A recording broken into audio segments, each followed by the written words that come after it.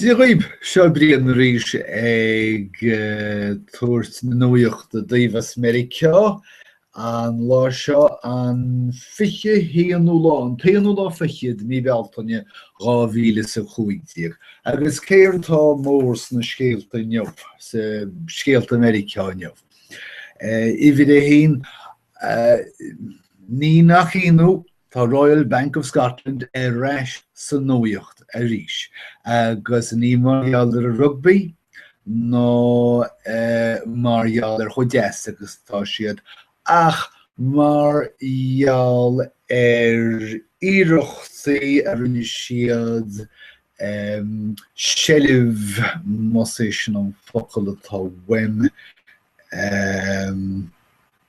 nach iad sean focail cruúigh híl mé ró siad agam heanna agus tá siad imithe weim agus mar sin níléon dar rá agam chaithí mé iad a lorgarís clín fáirteachas tá ar a tuairt le fis gon rá Royal Bank of Scotland agus City Group, JP Morgan Chase agus slána scéalaí Barclays a rís I mun clín fáirteachas chun airgreadaí an domhan a bhí an rúháil bhí siad de gíre airgreadaí an domhan a bhí an rúháil is cosúil gur ceantar den domhan airgreadais é seo sin Málartáin alúracha nó ní is agam cin cedíon réilge ceart ar absúd. Nach bhfuil mór an cigireachta teanta orb agus nach bhfuil mór an rialachaí I lé an cheantar seo den domhan inéistíocht agus airgeadais. Agus bhain na banchan is seo leas as an easpa rialachaí agus rinne siad díreacht míon rúáil dhéanana ar luachnaí na nairgeadraí timpeall an domhan. Well, Cibé brabach rinne siad as an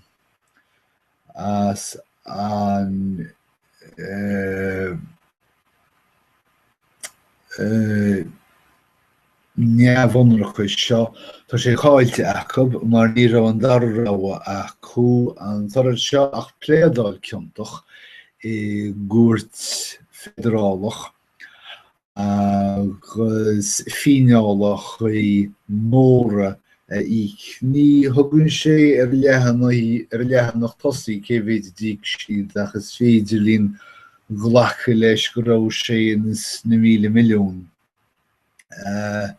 So slán bheol leis an rábach sin ach dealam libh by Royal Bank of Scotland a rásin san Nuacht rís sin teachtain se thugann agus a rís ní bhaidh sé margheall ar chó carnach agus atá siad. Buinneáin gadathe agus amáin is sé iad ó hústéirí agus chuann sé uafás orm na litreachaí sin RBS a eicáil híos ar a bhárc gachóir meannaí mar a rugby a éirin. Scéalaí náisiúnta as a meán éirthir Fáraíar don Syria agus don domhan Gutsin tá ISIS ag bogad arís. Iné agus arúiné bhí sig tuairt le fis gur ró siad ramáidí príomhchathair Anbar san Iarrac thar an deireadh seachtaine agus chuir siad fórsaí na híráice amach as a gcathair sin ina Nimlán. Anis tá ag tuairt le fis go bhfuil siad sa réis chathair Palmyra I lár Syria a gháil. Ní hé go bhfuil palmíre mór níl tá se chomór le gaile nó mar sin tá 50,000 ina gcónaíán ach is chathair an stratéiseach. Tá sé a lár fásacha tíre, tá sé chrosbóthar mór I lár na Síre sin agus ar nó tá agus tá sé site I lár buail tailte gáis freisin agus mar sin tá tábhacht faoi le ag bhaint leis a gcathair agus chatha go bhfuil riméad cheannar chuí ISIS I le seo. Néadhíonn sé an méid talamh atá sellh ag ISIS inis agus ní fios céidear a bhaith leis a scéal seo. An bhfuil ISIS láidir go leor chun sellh a chuineáil ar na háitní seo. Is féidir le róláil isteach ar nó ach an féidir leo an chathair a chuineáil. Muna bhfuil dul móram zaire leo Fallúja a gháil I dtíanaí a chuidiú amach ríisiad. Chínta faoi sin. Ach cibé tá sí láidir agus de réir an méid talún ggóin siad níos mó aram agus airgid. Tá siad ag fáis go an chuid airgid amach as na naine tá na gcónaís na háitsaní seo agus níos meas a fós tá siad ag díal na níorsmaí. Sin tábhacht eile ar nó atá bainteach le Palmíre.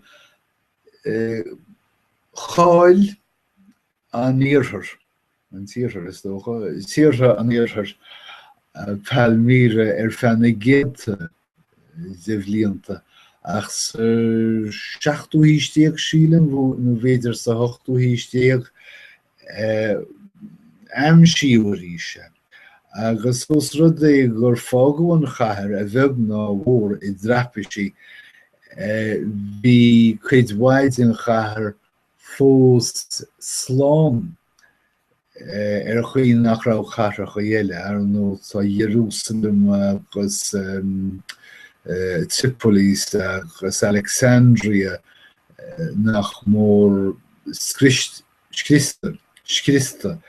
ag an méid forbartha rinneú ins na chathair chuoi sin thar na céalta.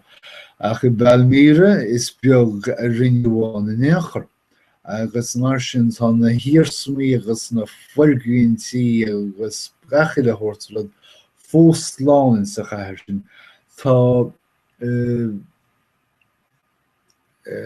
is léir an dearcha atá ag fórsaí IS I le íorsmaí agus stair tíonn siad isteach le tónaí agus brisin siad na rudaí. Tá siad chosú le fórsaí chromhail I tíocht isteach in éireann sa 7 hísteag agus ag scriosú na nealmhanna go léir deim siad. Tá ISIS I dtéann na rud ceanna. Seo híonn le ceart chreid bhí gcónaí. Cibé, bhí me ag lorg focail amháin eile agus chúise leanna sé arm srachaireach ag sracha. Tá an deim seo ag sracha airgid as cónaitheoirí na gcathrachí seo agus cibé daoine atá faoin na smacht. Reis chun na híráice tá feitís Meiricea, rialtas Meiricea, go bhfuil siad ag chalóin smacht an Írac ar nó náidíanam is dearmad gur chuireadh rialtas isteach san Írac bhí bháil na Stáitse agus dearfuil nóir ghlachú go farsing leis an rialtas seo riamh. Chúlú fórsaí Meiricea níl mór an smacht fáilchaí ag a rialtas seo san Iarracht, agus ní nach íonú mar sin go bhfuil IS ag ghlacha seileadh chuid ba tailte dúsceart agus níorthúsceart na Iarrachte. Cibé tá Meiricea ag seoladh 1,000 rucéad fritank chun na Iarrachte. Chovis an dhéanamh sé mór an difir, níach mé tankin na seileadh bhaitil go fóil, bhí dear an gnáibreoch na rucéad seo chumá chéanna na Toyota Land Cruiser agus a ibreoch sé na tank be. Níosaí an saoil céir de hárlós ach ní bhain na rucéad sin san Iarracht go dtí mí bheithh. Scéal as Kentucky.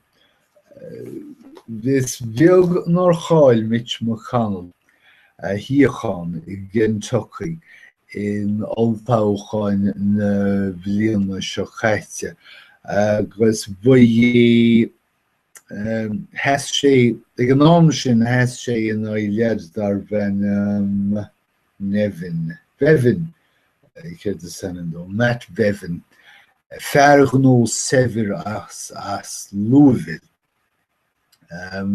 Cibé ní raire le Bevin a anam nuachán an 40 déan lethaí áil chás sin agus chuamachán le rai agus chunne sé a hiachán. Ach tá Bevin sréis anam nuachán an 40 poblachtaí áil the rás na governoireachtas stát sin. Níl a 83 vóta I gceist faoi láthair sé sin tá an túsal Bevin 83 vóta chun na cín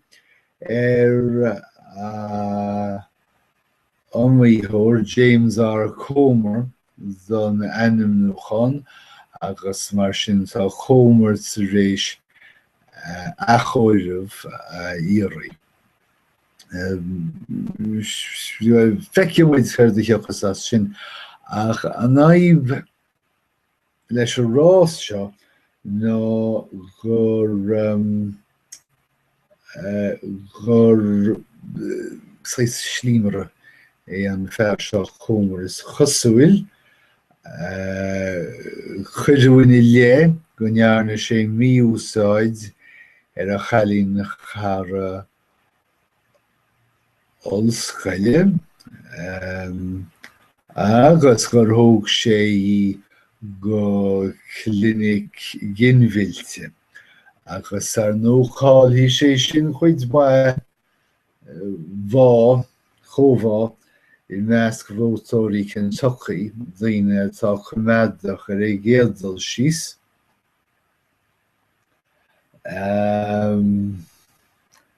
Má éiríonn le Matt Bevin an tanam nuachán áil, ní bhaidh an dar ráig Mitch McConnell ach bholscoireachtaí ar a hon sa toghchan rud a bhaith an deach ar go deo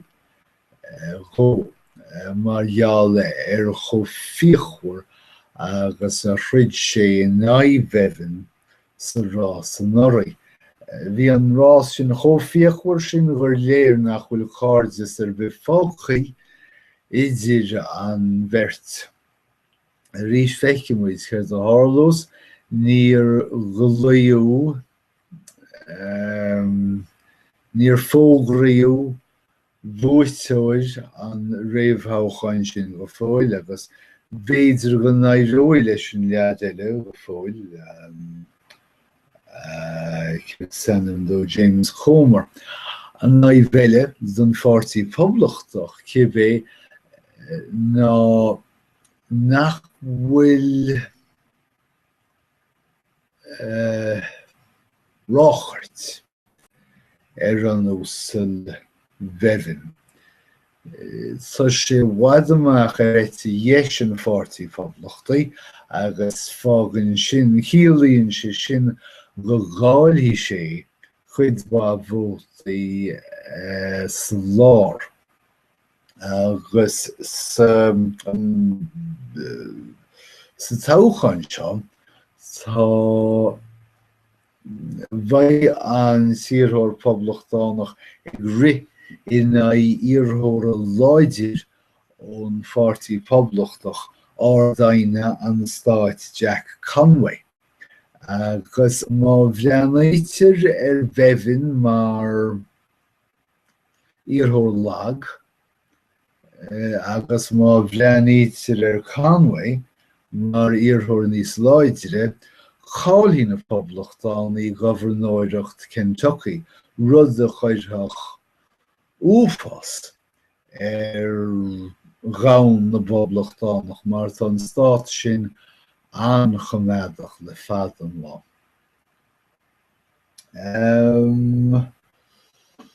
Tá scéal as an Nuacht mar is an dúil, ní scéal nuaíochta é gceart, sais evergreen is ag baint le scrúdathe do pháistí scaile. An seo inú dhearsaí tá an chuid chaint faoi star testing agus tá enam cheann eile dearmataí agam chibé an chuid chuireann na naigh seo agus is léir go bhfuil an chuid chuireann na naigh in Nuacht.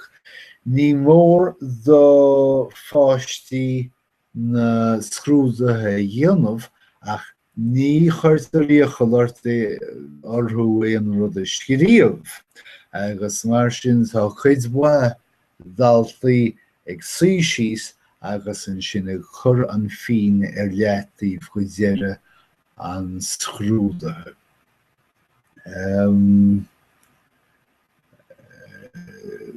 Sa bhliain 2013 ní raibh ach chur cheantar, chur tocheantar ina raibh níos mó ná 5 fan géad de ghaltaí ag ranú amach mar a thugann siad ag ranú amach as na scrúdathe.